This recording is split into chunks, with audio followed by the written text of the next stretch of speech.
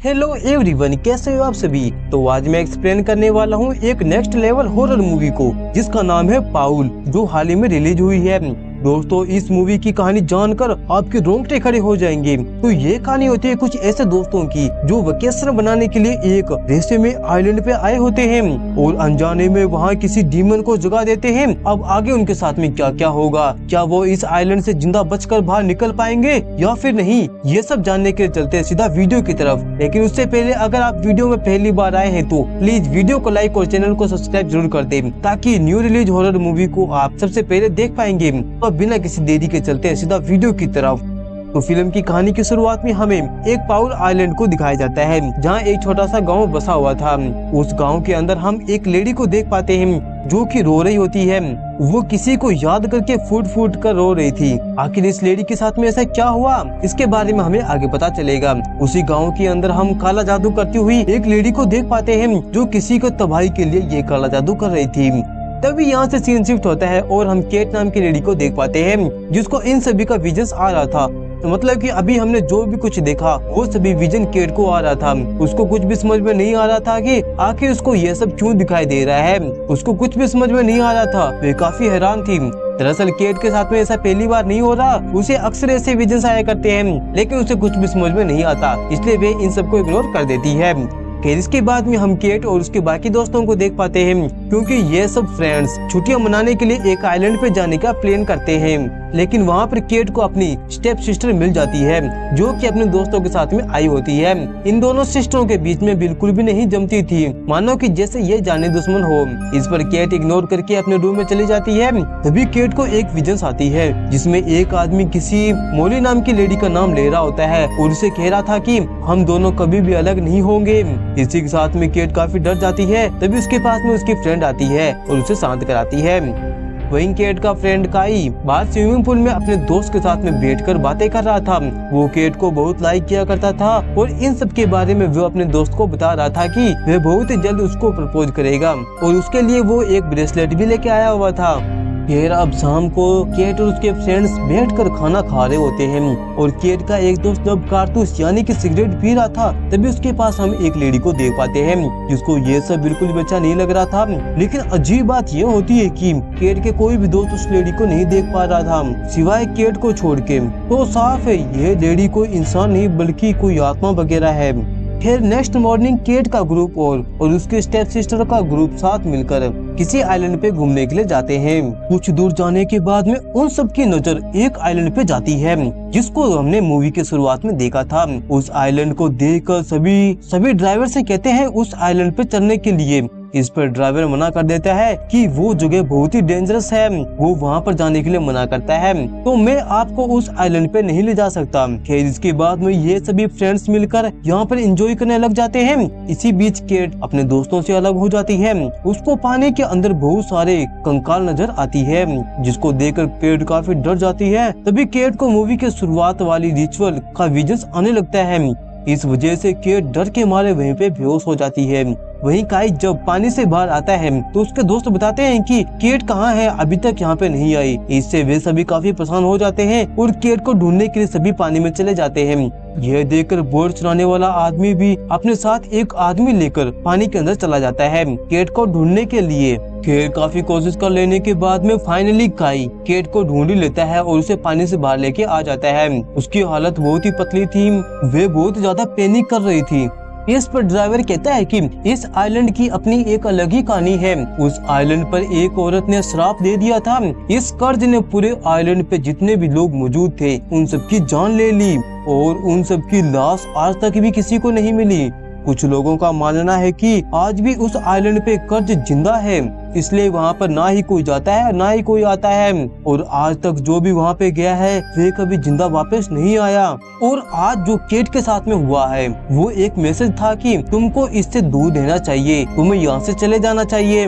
खैर इतना सब कुछ हो जाने के बाद भी केट और उसके फ्रेंड्स को उस आदमी की बातों पे जरा सा भी यकीन नहीं होता।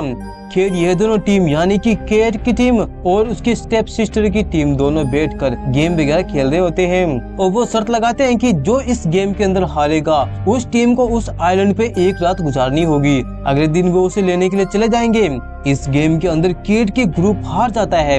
अब रूल्स के मुताबिक केट के ग्रुप को उस आइलैंड पे जाना होगा। फिर केट की बहन का ग्रुप केट के ग्रुप को उस आइलैंड पे छोड़ के चले आते हैं और आज रात उनको इसी आइलैंड पे बितानी है। केट अपने दोस्तों के साथ मिलकर उस आइलैंड पे आ जाते हैं। वो सभी उस आइलैंड को एक्सप्लोर करते करते अंदर तक आ जाते हैं, जहाँ पे उनको एक गांव मिलता है, जहाँ गांव के चारों तरफ रस्सी बांधी गई थी और चारों तरफ मूर्तियां वगैरह रखी हुई हो, मानो कि अंदर जाने के लिए रास्ता बंद किया गया हो। लेकिन यह नहीं मानते। केट के दोस्त उन रस्सी को काट कर अंदर चले जाते हैं और जब वहाँ बने घरों को देखते हैं तो उनके ऊपर कुछ अजीब सा लिखा हुआ था। इस पर केट के फ्रेंड उन चीजों को मजाक बनाने लगते हैं और ऐसा इनको बिल्कुल नहीं करना था। और इसी तरह अब रात भी हो चुकी थी। तभी काई अपने दोस्तों के पास में आता है और कहता है कि मैंने पास में एक खाली घर को देखा है, जंगल में कैंपिंग करना ठीक नहीं होगा, उससे अच्छा है हम सभी वहाँ पे जाकर रुके। कि बाद में सभी अंदर चले जाते हैं और अपना बोरे बिस्तर बांध कर सो जाते हैं। बीच रात में काई के दोस्त की आँख खुलती है। उसको ऐसा लगता है कि जैसे कि उन सभी के ऊपर कोई नजर रख रहा है। खैर जब केट की आधी रात को नींद खुलती है तो केट को किसी लेडी की रोने की आवाज आ रही थी। जब केट उस आवाज को फॉलो करती है तभी उसको एक विजन आती है जिसमें एक लेडी एक आदमी को पकड़कर फूट फूट कर रो रही थी और गांव के बाकी लोग वहाँ पे मौजूद थे जो उनका मजाक उड़ा रहे थे। तभी गांव का सरपंच आकर पूछता है आखिर यहाँ पे क्या हो रहा है, इस बारे में कोई भी बात नहीं करेगा। इसके बाद में हम उसी लेडी को देख पाते हैं जो बहुत ही भयानक दिखाई दे रही थी और किसी प्रकार का काला जादू कर रही थी। मतलब कि इस लेडी के साथ गांव वालों ने कुछ बहुत गलत किया है। खैर नेक्स्ट मॉर्निंग केट की आँख खुलती है तो वो काफी हैरान सी थी और डरी हुई सी थी। खैर केट और उसके बाकी दोस्त इस आइलैंड से बाहर निकलने की तैयारी करते हैं क्योंकि शर्त के मुताबिक आज केट की सिस्टर उनको लेने के लिए आने वाली थी। खैर सुबह से शाम हो जाती है लेकिन इनको लेने के लिए वहाँ पे कोई भी नहीं आता। इसके बाद में केट की दोस्त केट को एक फोटो दिखाती है जिसमें ये सभी रात को सो रहे थे। लेकिन सबसे अजीब बात यह थी कि सभी सो रहे थे तो इनकी फोटो किसने खींची। इस पर ये काफी शौक रहते हैं और इस पे केट मना कर देती है बाकियों को फोटो दिखाने से ताकि वे ना डर जाए। वहीं दूसरी तरफ हम केट की सिस्टर के ग्रुप को देख पाते हैं जो बैठकर ग्रुप के अंदर हंसी मजाक उड़ा रहे थे कि बेचारे हमारी बातों में फंस गए और हमारी बातों पे यकीन कर लिया, हमने उन लोगों को बहुत ही अच्छा बेवकूफ बनाया। लेकिन यह बात बोट चलाने वाला ड्राइवर भी सुन लेता है और उनसे पूछने लग जाता है कि आखिर उन बच्चियों को कहाँ पे छोड़ के आए, इतनी बड़ी बेवकूफी तुम कैसे कर सकते हो। इसके बाद में वो आदमी केट और उसके बाकी दोस्तों को फोन से कांटेक्ट करता है लेकिन सिग्नल ना होने की वजह से कोई भी फोन पिक नहीं करता। इस पर वो आदमी एक वॉइस मैसेज देता है कि अगर तुम लोग वहाँ पर हो तो वहाँ पर एक गांव है, उसके अंदर बिल्कुल भी मत जाना, ये जगह श्रापित है, तुम में से कोई भी जिंदा नहीं बचेगा।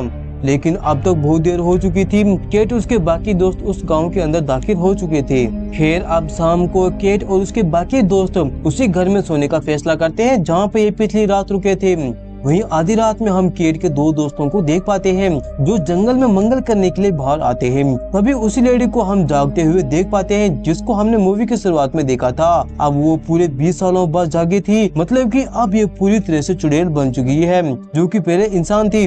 इस आइलैंड पे कोई भी आता है तब ये चुड़ैल जाग जाती है और कोई भी यहाँ से जिंदा बच के नहीं जा सकता था।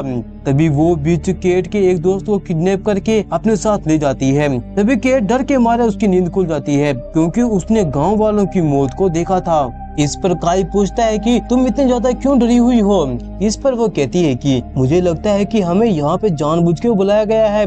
इतने में वहाँ पर केट की फ्रेंड आ जाती है जो काफी डरी हुई थी। वो बताती है कि मेरे बॉयफ्रेंड को कोई उठा के ले गया है। इसके बाद में सभी दोस्त मिलकर अपने दोस्त को ढूंढने लग जाते हैं लेकिन उनको उसका कोई भी अता पता नहीं मिलता और वो लड़का कोई और नहीं बल्कि काई का भाई था। चुड़ैल काई के भाई का खून पीकर ताकतवर बन रही थी। खैर नेक्स्ट मॉर्निंग सभी दोस्त मिलकर काई के भाई को ढूंढने के लिए अलग अलग हो जाते हैं। सिर्फ उनको एक दोस्त को छोड़कर उसको घर पे छोड़ के आ जाते हैं। अगर काई का भाई घर पे आए तो वो मैसेज दे पाए। खैर बहुत ढूंढने के बाद में उनको किसी को भी काई का भाई नहीं मिलता कि जब बाकी दोस्त घर पे आते हैं तो एकदम से हैरान हो जाते हैं, क्योंकि घर में खून ही खून पड़ा हुआ था। मतलब कि वो विच या चुड़ैल इनके दोस्त को भी अपने साथ लेके चली गई है, जिनको इन्होंने अकेला छोड़ा था। इस चीज से वो बहुत ज्यादा डर जाते हैं। इस पर काई सभी को बीच समुद्र में जाने के लिए कहता है, क्या पता उनको कोई लेने के लिए आ जाए। इसके बाद में ये बीच पे आ जाते हैं।